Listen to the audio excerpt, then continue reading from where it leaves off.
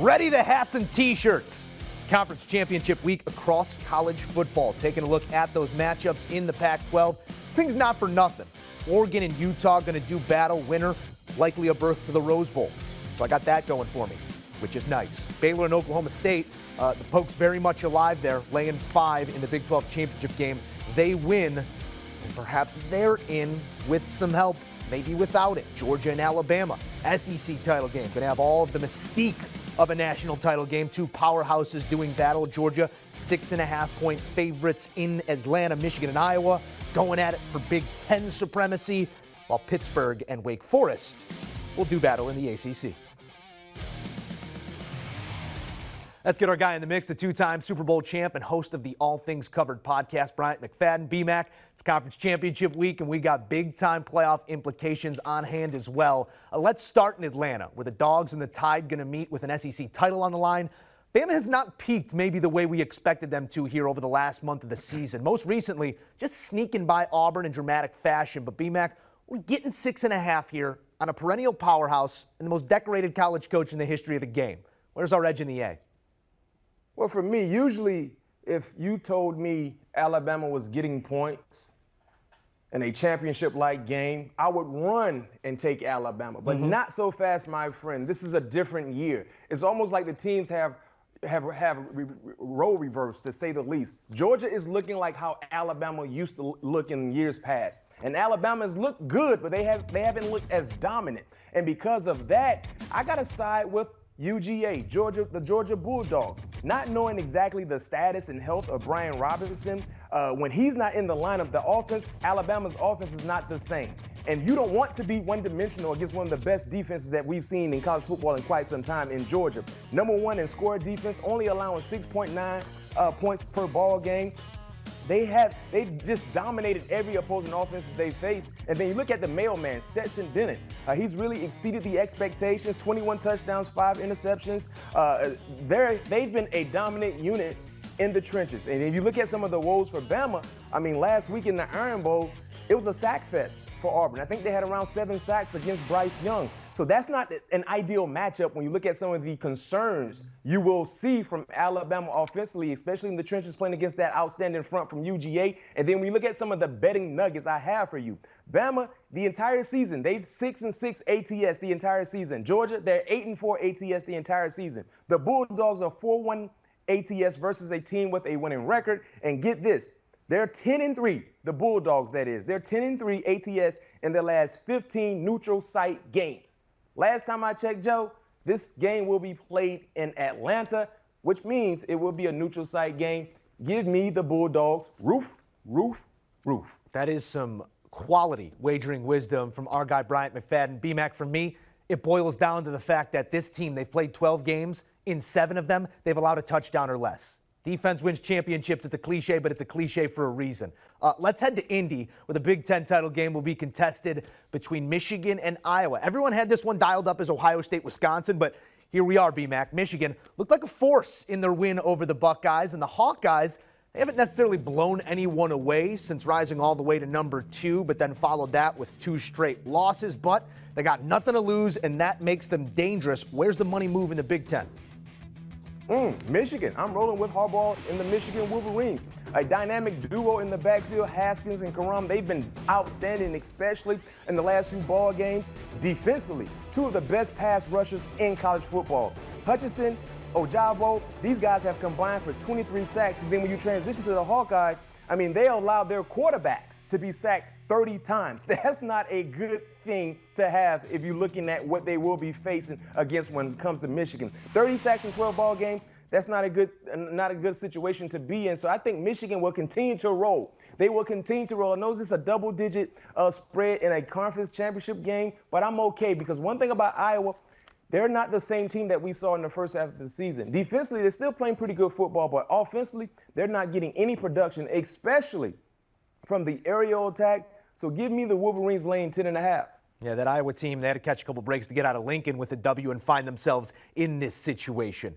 In the Big 12, plenty at stake. Number 9 Baylor against number 5 Oklahoma State. In Jerry's world, Cowboys won the regular season matchup by 10 points. They sit as 5-point favorites this time around in the rematch. Who do you like in the Big 12 title game? Yo, give me the Cowboys again. You talked about the first meeting, right? They won by 10 points, but get this, Spencer Sanders had 3 big-time interceptions. They were still able to weather the storm from those turnovers and take care of their business against Baylor. Defensively, I mean, they just was harassing Bohannon in the Baylor offense. They made life miserable for them, especially on third down. Baylor only converted 3 third downs in the entire ball game, 3 for 13 to be exact. I'm not saying they will have the same struggles, Joe, but it's going to be very, very difficult. Not to mention, I do believe Sanders will play smarter, clean football. And then Jalen Warren, who had a huge day against Baylor in the first meeting as well, he will take off and do some pretty good things. I love the physical nature that the Cowboys are playing with. I think that will transition into Saturday's ball game to be able to cover this 5 points. And when we look at some of the betting numbers I have for you as well, the Cowboys are 9-1-1 ATS in their last 11 games overall. They've been one of the best covering teams in college football. From start to finish, all they've done has been covering. Not to mention Baylor, they're 5-11 ATS in the last 16 meetings versus the Cowboys. More of the story, when Baylor plays Oklahoma State, it doesn't matter where they're playing them at, they don't cover, and because of that, give me the Cowboys in Jerry World. Yeah, and we talk about what's your why and the motivating factors for this team. Oklahoma State knows that they need not only a win, but a quality win, a big win with some style points to give that committee something to think about, because if Cincinnati wins, it's going to be hard to take that undefeated team out of the college football playoff. Got to talk about the Pac-12 as well. Another regular season rematch this time between Oregon and Utah. BMAC, football can really be a war of wills. And in that matchup we saw a couple weeks back, Utah took the will out of Oregon, blew the doors off them, ran the ball down their throats, and defensively, special teams, every single phase of the game, they were dominant. They sit as 3-point favorites the second time around in the Pac-12 title game. Do you see a similar result, or the Ducks quack back? You know what? When I look at the first meeting, Joe, I really had to dissect exactly what went wrong. Because in that first game, I took Oregon, right? And it wasn't even close. So you look at Utah, how they established the line of scrimmage. You talked about the special team success they had as well. They just imposed their will on the Oregon Ducks. And Mario Cristobal was trying to build a bully-like mentality when it comes to the team standpoint there in Oregon. We didn't see that. But what they did was, they woke Oregon up because they got smacked in the face against Utah. They surrendered over 200 yards on the ground, 4 touchdowns. Oregon couldn't run the football at all, only 63 yards. So guess what they did? They went back to the drawing board against Oregon State, over 200 yards, 231 yards to be exact, 3 touchdowns. Oregon got the ground game going. And remember, early in the season, what they did, they went to Columbus and took care of their business against Ohio State, surprised everyone. This is a talented team. They have more talent from top to bottom than Utah. They just didn't play with a physical style. Getting slapped in the face against Utah, losing out on their playoff hopes, woke them up. And I think they will be a better, more physical team. And like I said, they're the more talented team. So give me the team that has a little more talent. And if they're getting points, give me the Ducks. I like that play as well. We know the Pac-12, those teams, they take a lot of pride in representing the conference in that Rose Bowl. Perhaps this is the ticket to the Rose Bowl winner of this matchup. In the ACC, they're going to hold the title game as well, and you can't take anything away from these two teams. It's not a matchup that many would have predicted preseason. Pitt against Wake Forest. The Panthers short favorites in this one. The total is a beefy 72.5. What's your lean in the ACC title game? This basically will be a basketball game. You talked about the total. It's 72.5. I didn't know any better. I thought Pitt basketball team was playing Wake Forest basketball team. And granted, that total wouldn't be that high either. I mean, this is about Kenny Pickett, Sam Hartman. 2 gunslingers, 2 guys that have been playing pretty big-time football so far this season. But it's all about defensively. Wake Forest can't stop anybody. I'm going to keep it real with you. Let me read some numbers to you guys from Wake Forest. The notable offenses that they played against in the last 3 weeks, they played against Clemson. Clemson scored 48 points. That total was 75, right? They played against NC State. They won that ball game. NC State scored 42. That total was 87. Wake Forest scored 45. They played North Carolina, lost that ball game before NC State. North Carolina scored 58. Wake Forest scored 55. That total was 103. So in the last most notable offensive teams, the most notable offensive teams they played against, the total was 75, 87, 103. This total is 72.5. It's high, but it ain't too high for me not to take, so I'm taking the over. I like a total play there as well. And let's root for some points on conference title Saturday. We got to talk non-Power 5 because Cincinnati has earned that right. Matchup in the AAC, Cincinnati likely will secure themselves a spot in the playoff. They can improve to 13-0 against Houston. Bearcats are 10.5-point favorites here, B-Mac. What's the play as we know Cincinnati is well aware of what's out in front of them? Cincinnati has no business playing around this team. They got a whole lot at stake, so they better start fast, and I do believe they will start fast. They got right back in the covering side of things last week against East Carolina, covering that ball game. I had them. The Bearcats are 5-0 ATS versus a team with a winning record. The Cougars, they're 0-5 ATS in their last 5 games as an underdog.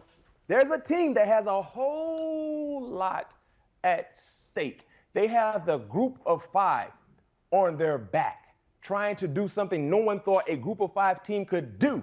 And the best way to make sure they accomplish that is to start fast. Luke Fickell knows what's at stake. I believe his players know as well. Some of the betting numbers I gave you guys, the Cougars, they haven't been a good team, a good covering team when they've been the underdog. They 0-5 in the last 5 games. Give me the Bearcats because we all know what's at stake for them. And like I said, you might want to look at that first half with Cincinnati because I believe they're going to come out running like a 4x1 team. That's our guy, Bryant McFadden, always sprinting through the finish line here on HQ. Thank you, B-Mac. The Mac is back, and he's bringing winners with him. Georgia-Alabama SEC title game. B-Mac says take Georgia. Loves the dogs. Not the underdogs, but the Bulldogs. Laying 6.5 in Atlanta. Michigan and Iowa going to do battle in Indy. He likes Michigan laying the 10.5. Iowa just sort of backpedaling into that spot. Nothing to lose, so maybe they're dangerous, maybe not. Baylor, Oklahoma State. He likes the Cowboys laying a short 5 with plenty to play for. In the Pac-12, it's Oregon and Utah. Oregon took a punch in the mouth a couple weeks back against Utah. He likes them to punch back. He takes Oregon and those 3 points. As for the ACC, Pittsburgh and Wake Forest going to do battle. Play that one over the 72.5 because we want points. We want points. As for the AAC, Houston and Cincinnati. Cincinnati laying the 10.5. Needs a quick start, but expects it. Is our guy, Bryant McFadden. Do you want a sports network that delivers everything that matters about the game? The highlights, the picks, the instant analysis. No yelling, no fake debates, no politics. Hit the subscribe button and never miss a moment.